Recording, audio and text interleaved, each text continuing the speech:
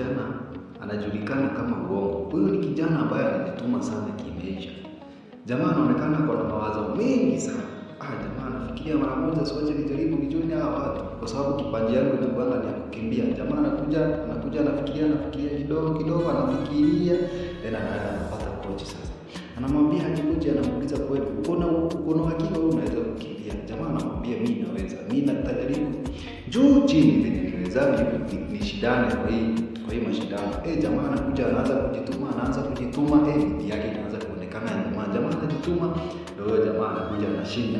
Anakuja sasa after kukimbia anakuja anashinda. Jamaa sasa kuna tajiri sasa aliona jamaa anaweza kukimbia. Sasa huyo tajiri anakuja akamchukua jamaa akaenda kumpeleka.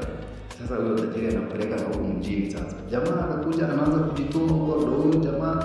Ndio huyo Uongo anajituma. Uongo ndio huyo anajituma. Jamaa anajikakamua sana maisha. Jamaa anajituma. Jamaa ndio huyo anajituma. Kimbia. Jamaa ndio anajituma. Jamaa anaepuka kuwa mshindi. Jamaa anafurahia sana. Anafurahia sana kwa sababu kushinda si ni kitu kidogo. Yenyewe jamaa alikuwa na kipawa. Jamaa anakunywa maji kidogo kwanza akipumzika kama amini ama ni yeye ameshinda. Jamaa anapumzika kidogo. Ndio sasa wanaanza kupewa prize sasa. Watatu wanaanzwa, wa pili ndio sasa anapewa yake. Sasa tunabaki nani? Tumebakisha Uongo sasa. Jamaa anayejituma sana. Jamaa